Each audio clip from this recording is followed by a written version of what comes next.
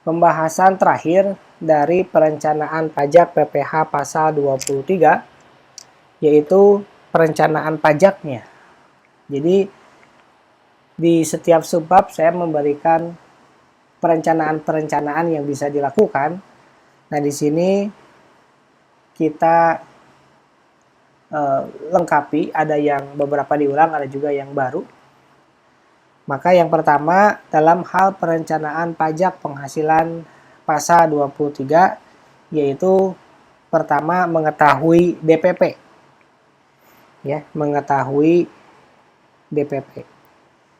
Jadi DPP itu nanti yang akan mempengaruhi berapa besaran pajak yang harus kita bayar. Kalau misalkan kita tidak tahu berapa DPP-nya atau kita keliru dalam menentukan DPP-nya, maka akan merugikan. Ya. Ini sering terjadi ya. Misalkan DPP untuk PPh atau DPP itu bisa ada nilai itu, misalkan ya, nilai transaksi itu ada dua, misalkan ada yang 100 juta, ada yang 30 juta. Nah, sebenarnya yang benar itu 30 juta DPP-nya, tapi karena kita nggak tahu, maka kita membayar pajak dari 100 juta itu kan sangat merugikan. Seperti itu. Nah, dalam hal DPP ini, yang paling mencolok berbeda itu adalah catering. Khusus catering, ya. Khusus catering, di sini saya jelaskan untuk jasa catering, jumlah bruto itu merupakan DPP. Ya, jumlah bruto itu merupakan DPP.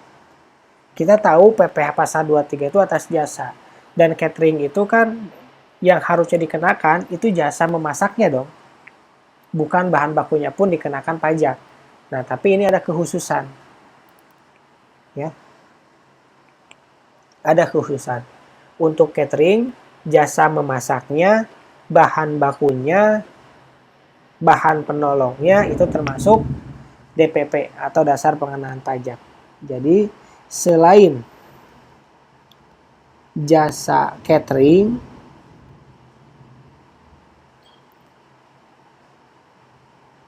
yang menjadi dasar pengenaan pajak atau DPP adalah jasanya. Seperti itu. Nah, ini ada contoh ya. Misalkan ada CV Habil, dia punya usaha jasa catering.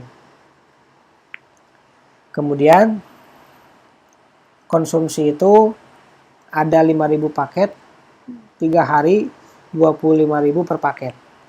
Maka yang dipotong adalah sebesar 37.500. Yang tiada lain dan tiada bukan itu termasuk ke dalam bahan bakunya, memasaknya, pembungkusnya.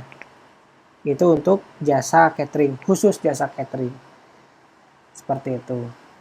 Jadi 37.500 ini itu ada bahan baku,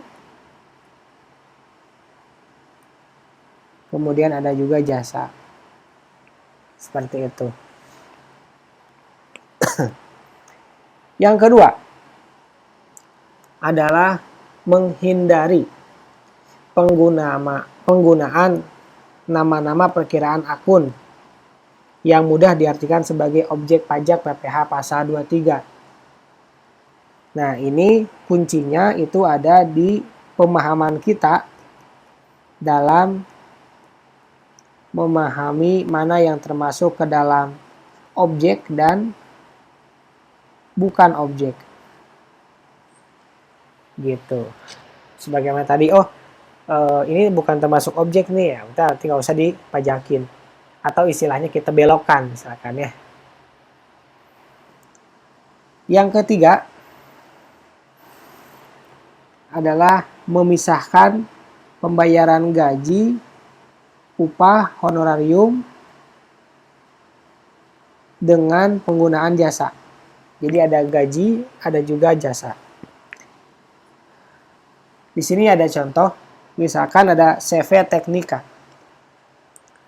Merupakan usaha di bidang pengadaan. tenaga kerja khusus menangani mesin.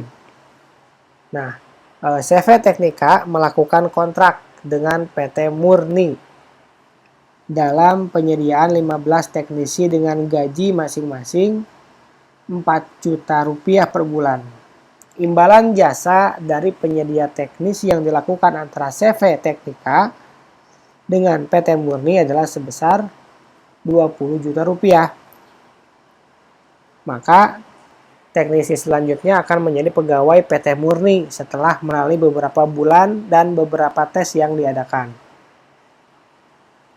Nah, ini transaksi ini tuh ada pada saat ngedatangkan teknisi dan pembayaran gaji itu harus dibedakan. Kenapa? Karena tadi ya, meskipun memberikan gaji termasuk jasa, tapi itu bukan PPh 23. Karena dia bekerja di situ diangkat sebagai pegawai. Maka yang termasuk ke dalam objek PPh pasal 23 itu adalah jasa mendatangkan teknisinya itu ke sini. Jadi jasa mendatangkan teknisinya ke sini. Seperti itu ya. Jadi berapa nilainya? Jadi yang 20 juta. 20 juta itu apa? 20 juta itu jasanya. Ya. 20 juta itu adalah jasanya. 20 juta itu jasa mendatangkan teknisi. Kemudian kalau 4 juta kali 15 itu gaji. Nah, perpajakannya gimana? Tentu yang dikenakan pajak itu adalah jasa PPh 23. Kalau gaji ini nanti PPh 21. Seperti itu. Ya. Namun kita harus memperhatikan pada saat membayarkan gaji kepada 15 orang itu harus ada rincian pemberian gaji yang diberikan. Gitu. Jadi biar nggak jadi dasar pengenaan pajak. Seperti itu ya. Nah, ini ada contoh berikutnya nih, yang kedua. Yaitu CV Master Masak yang merupakan usaha bidang pengadaan tenaga koki. Di tahun 2020 melakukan kontrak dengan PT Habrizi dengan nilai kontrak 95 juta. Nah, kontrak 90 juta ini menyetujui akan mendatangkan atau memberikan 10 orang koki ya, dan oleh PT Habrizi itu diberikan gaji sebesar 5 juta.